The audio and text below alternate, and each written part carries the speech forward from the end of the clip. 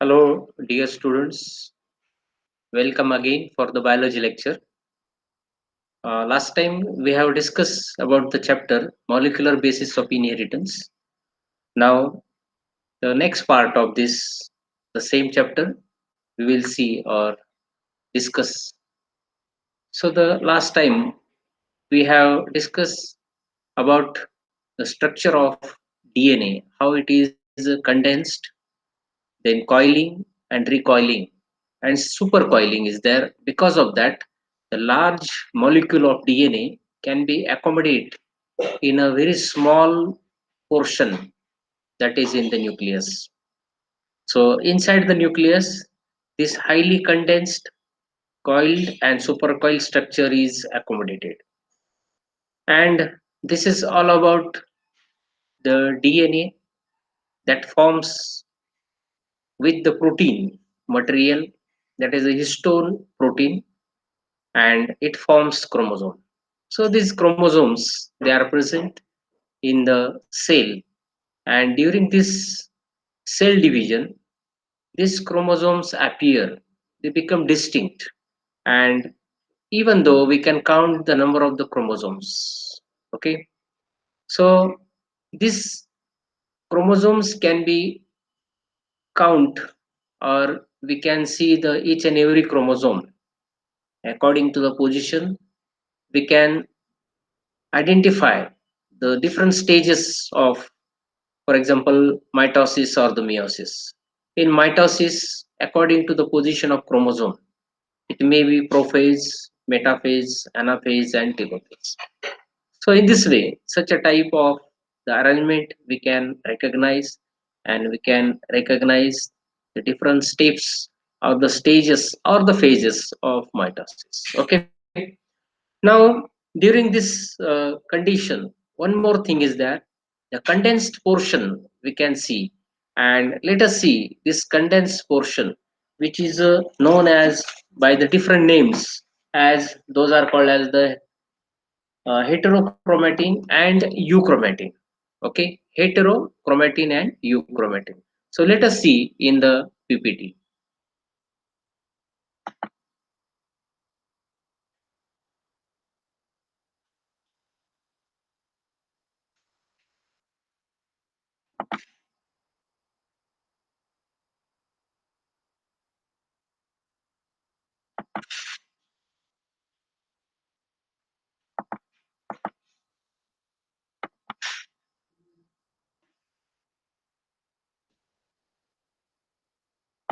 Hello.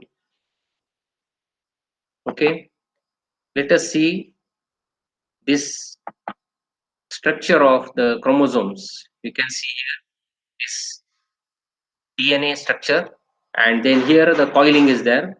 Next to that, in this slide, you can see here supercoiling is there. So it is a further condensation of the chromatin, and then lastly, you can see here the chromosome structure. So this only portion that is enlarged, and this is all about the chromosomes and the DNA. Okay. So next slide, we can see here.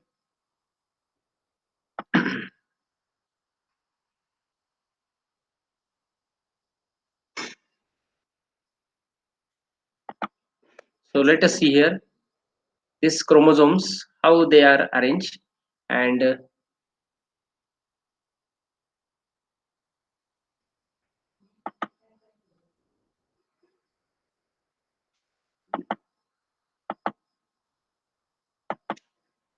so these are all the structures you can see here, that is of chromosomes. Now next say that how these chromosomes, they become distinct, and they are called as a non-histone chromosomal proteins, which are the chromosomal structures or the portions which are not related with the histone, and they play an important role for the packaging of the chromatin. So here the heterochromatin and euchromatin. So these are the two parts, or we can distribute or classify these two parts of the chromatin structure. So this region especially heterochromatin, it is localized near centromere, telomeres, and they are present intercalated. That means within the chromosome structure or from the apex to the base. While in the euchromatin, this structure or the region that is of the chromonema, and hence we can see these two different regions, that is the heterochromatin and the euchromatin. So it is a condensed state. Heterochromatin, it is a condensed state, while euchromatin, if you see, it is a non-condensed state. That means condensed, it is a distinct. You can see that portion uh, enlight with this, which is a condensed type. But when it is a disordered, you cannot see clearly. So it is a non-condensed state, which is called as the euchromatin. Heterochromatin, in generally, it is mostly inactive. That means this portion do not take part in the as a hereditary material, that is the transformation of the genes from one generation to the next one. So it is inactive genetically. So it is called as the genetically it is a inactive portion. While euchromatin, if you see euchromatin, it is uh, genetically it is active. This portion is active, and you can see here this portion, it is transcriptionally active. Transcriptionally means what? It goes from one to next cell or one generation to the next cell. This is called as the active or the transcriptionally active. Then this heterochromatin, it stains strongly. Means what? If you add some uh, here, the staining, for example, like the, you know, that saponin, eosin. So the acetocarmine is the stain which is utilized specially for the chromosome, and because of that acetocarmine, it stains strong and appears dark. While if you see the euchromatin, this region is light, not dark, but it is a light, so that you can compare, you can see the difference between this heterochromatin and the euchromatin. Okay, next thing is about this region which is called as heterochromatin. It is rich, that is it is about 2 to 3 times rich in DNA, while the euchromatin, it is not so much rich, but it has 2 or 3 times less rich in DNA. So heterochromatin, as you know, that it is having very strongly stain, so dark portion you can say, but in euchromatin it is a light portion. So in this way, this is all about the heterochromatin and euchromatin. Now next portion is that about this functions of DNA replication. It is maybe divided into two parts. It is divided into two parts, which is called as the heterocatalytic function and autocatalytic function. Now, what is the meaning of this heterocatalytic function? Different. That DNA replication takes place and DNA directs the synthesis of chemical molecule other than itself. That means in the process of replication, what happens? DNA itself, it replicate. That means it develop another DNA which is of the same copy of itself. So it is called as the DNA replication. But here in the heterocatalytic, this DNA direct the synthesis of chemical molecules other than itself, not DNA, but for example, RNA, that is the transcription. So RNA synthesis takes place during the mainly in the protein synthesis, where the message is given to from DNA to RNA, and it guides for the protein synthesis. So it is called as the translation. So both the things, that is RNA synthesis as well as the protein synthesis, these are the synthesis of these are the synthesis of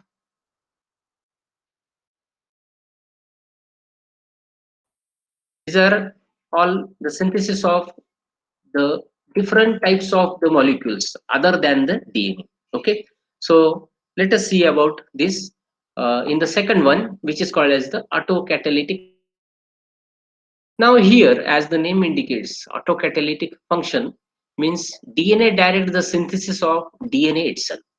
That means it produces, it synthesis the same copy. So it is a autocatalytic function, and hence the DNA replication takes place by two ways. The first one, that is the heterocatalytic, and second is the autocatalytic.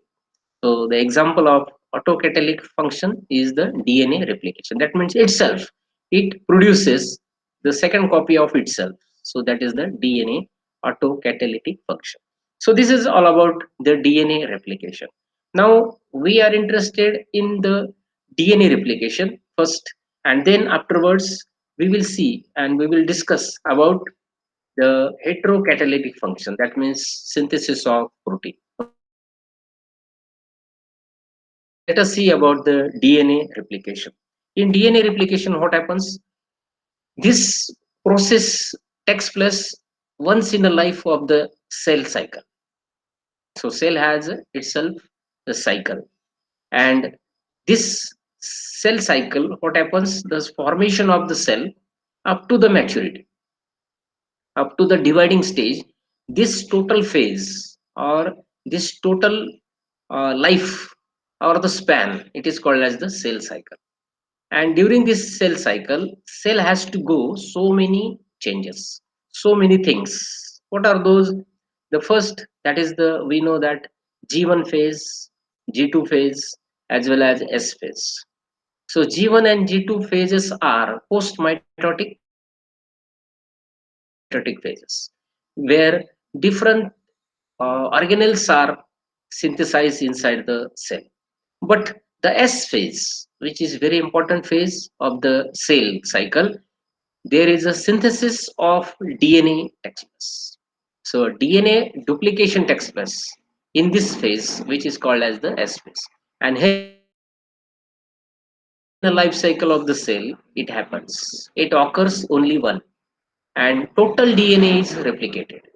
So this is proposed by the two scientists who have discovered the three-dimensional portion or three-dimensional structure of DNA. That is the Watson and Crick. Okay, so same thing here. This DNA replication is also proposed by Watson and Crick, and this uh, proposed the structure of the DNA. It is based on anti-parallel and complementary nature of the strands. So the two strands are there, as we know about this. We have studied in the last year as well as in this year that two strands are there, upright arms are there, and these two upright arms are made up of two components. The first one, that is the phosphoric acid, also known as the phosphate group, and second is the sugar phosphate. Oh, sorry, sugar. So it is a pentose, so it is called as the pentose sugar. So pentose sugar and phosphoric acid, these two involved. These two components are involved for the upright arms. And you know that in between these two arms, which are anti-parallelly arranged, and they, in between these two strands, nitrogen bases are present. Okay, so the nitrogen bases, they are purines and pyrimidines. So all the structure, you know, that is the basic structure of the DNA. So the same thing here, we must know this basic structure, how these three components are involved, and based on this, based on these three components, the DNA replication is there. So this DNA replication, before, we must know, we should know about components of DNA, that is the deoxyribonucleic acid. Okay. Now let us see about this DNA replication, how it takes place. So the ATP and phosphorylase enzymes are important. That means ATP that gives or provide the phosphorylase enzyme, it involved for the uh, this process of DNA replication. So the first basic thing is that the activation of nucleotide, and this different components or the nitrogen bases should be present there. So which is the site of the DNA replication? That takes place inside the nucleus. So DNA replication takes place inside the nucleus, and this uh, which are known as AMP, GMP, CMP, and TMP. So what they denotes, that is the AMP, that is the adenosine monophosphate. So A stand for adenosine, M for the mono, and P, that is the phosphate.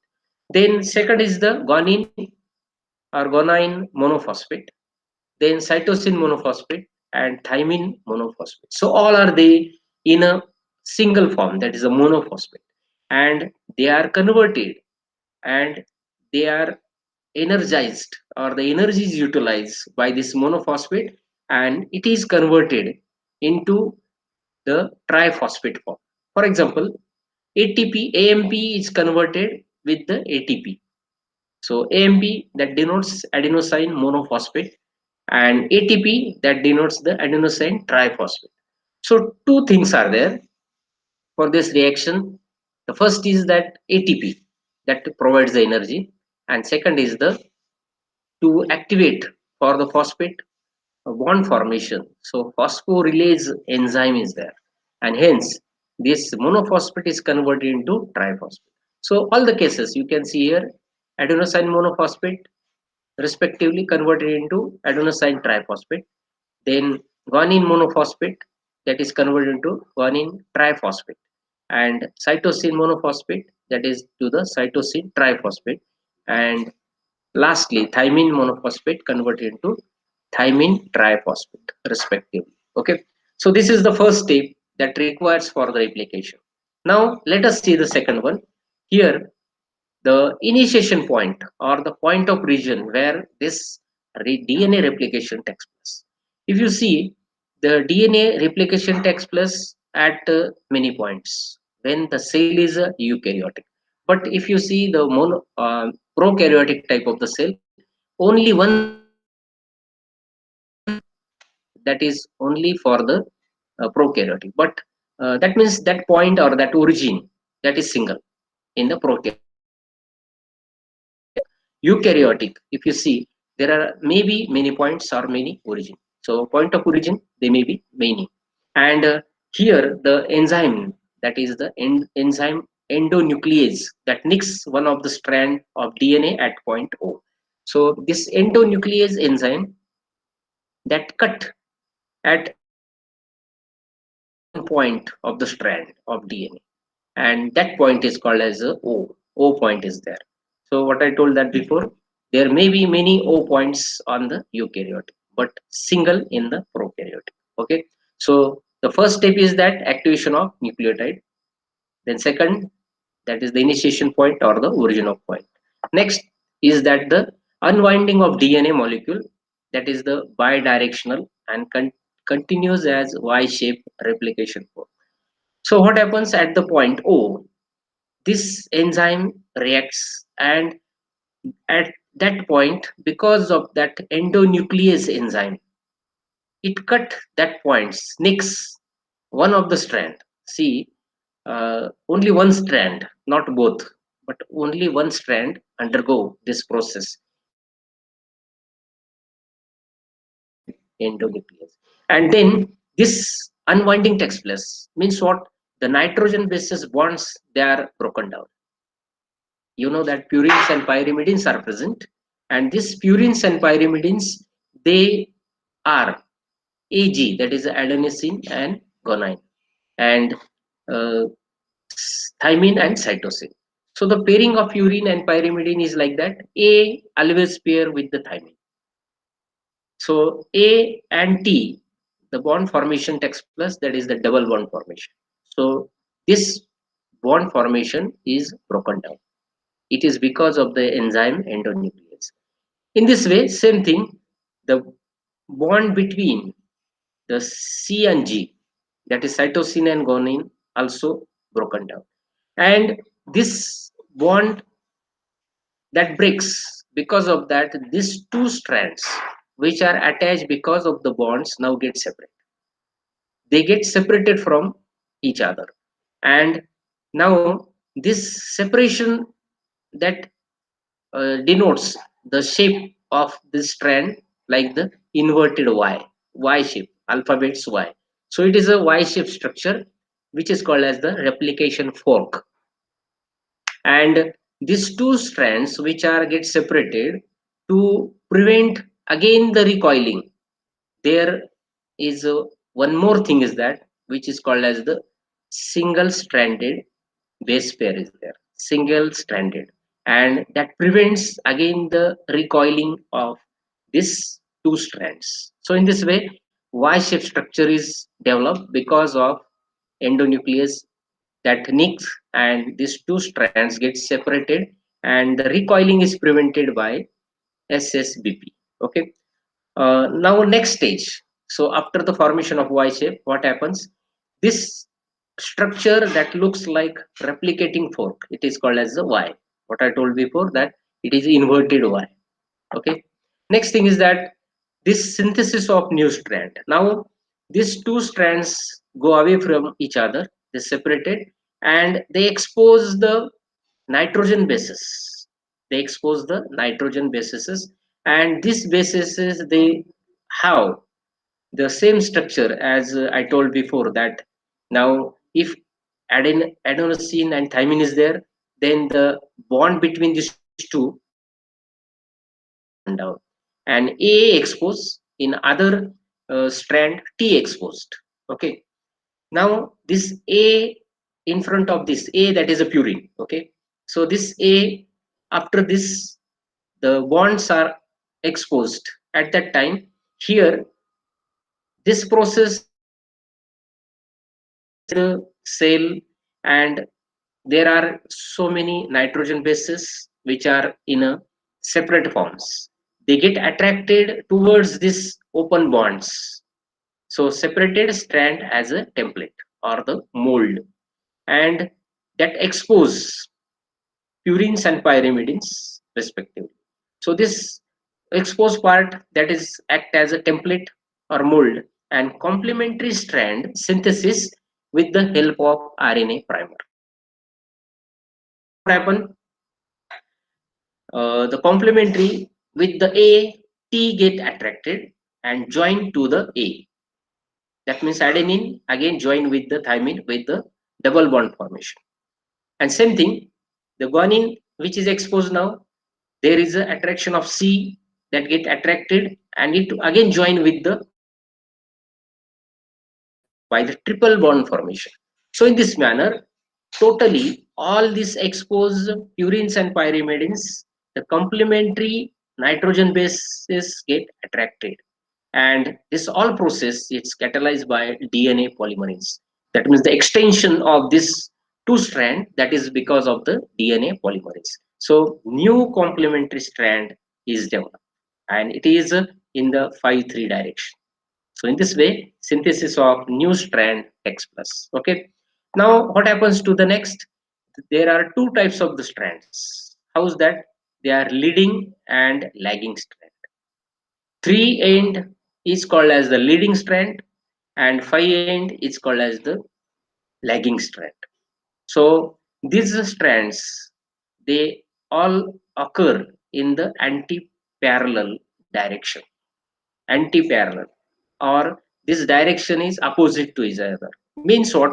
If it is a 5'3" strand is there, then the newly formed strand, it is a 3'5" direction, and vice versa. Another strand also having the same. If it is a 3'5" strand as a complementary strand, then the new strand it is developed by 3'5" manner. So in this way, this is a formation of new strands takes place as a complementary strand. Okay, let us see the structure of this, how it is in detail. You can see here, uh, this is a Y shape, that is inverted Y. Okay, and these are the nitrogen bases. So these are the strands which are upright strands. This direction is 3'5" strand. Okay, while the opposite is the 5'3" strand. So first one 3'5" and second is the 5'3". In between these two, you can see here the nitrogen bases. A always pair with the T, T pair with the A, C pair with the G, and A pair with the T, like this. So same thing, purines and pyrimidine complementary nitrogen bases. So this 3'5" strand, what I told before, that it is known as the lagging template. It is called as the, so this trend act as a template or the mold. That means which gives the direction, which is a direction for the formation of the new complementary strand.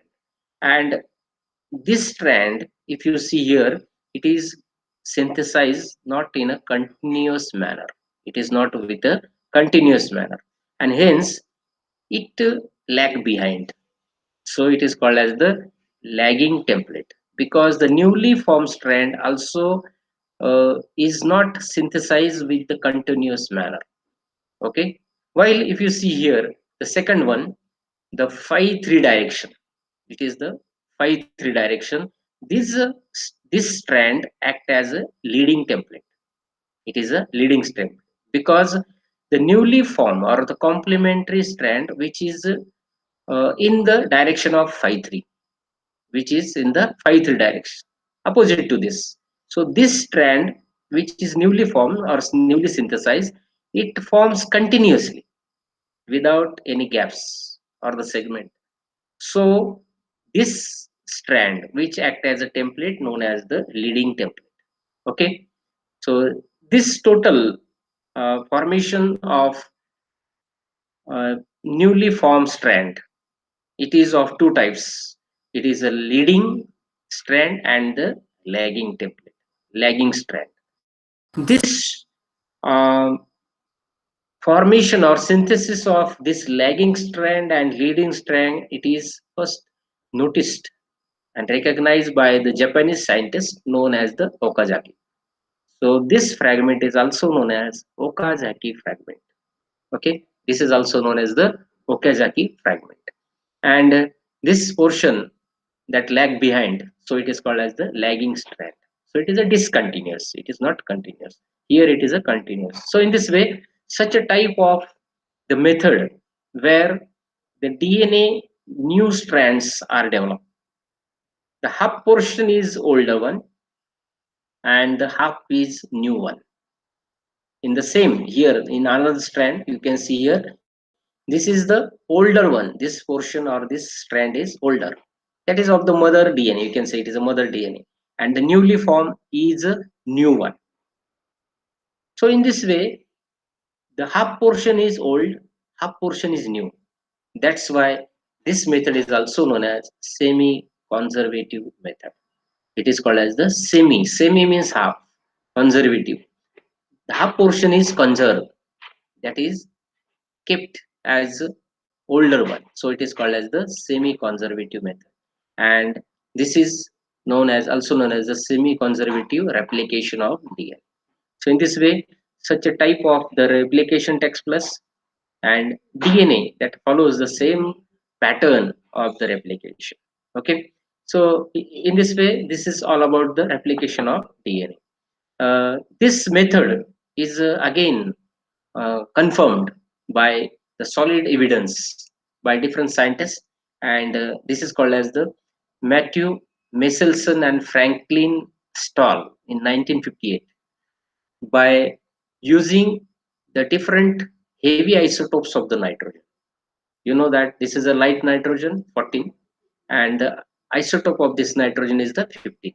So they use such a type of this DNA, which is recognized by the heavy isotopic nitrogen 15, and they allowed it for the semi-conservative method or the replication, and they found that after some first generation, then the second generation, and they noticed that the half portion is new one, half portion is older one.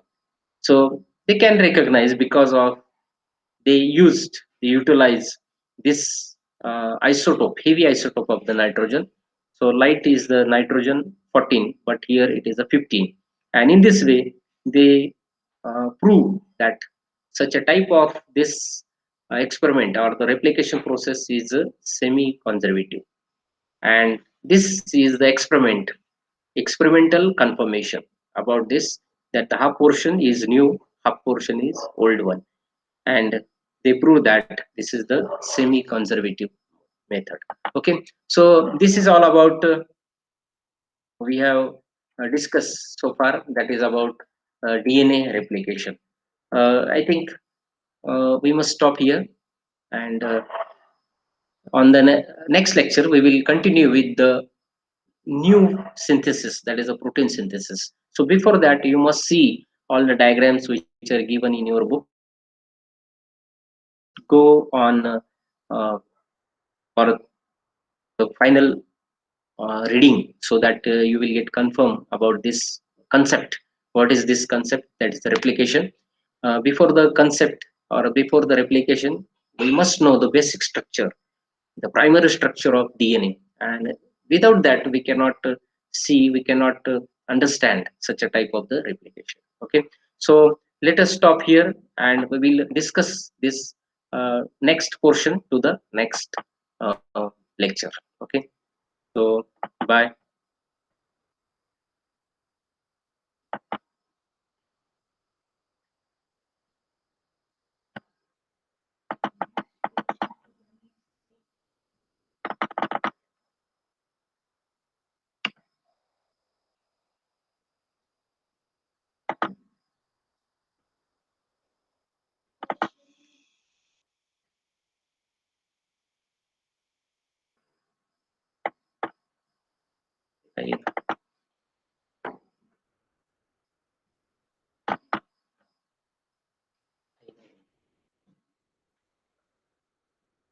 मला ना आता हे करायचं, log out करायला पाहिजे, stop recording म्हणायला पाहिजे. आता मला येतात स्टॉप रेकॉर्डिंग करतो.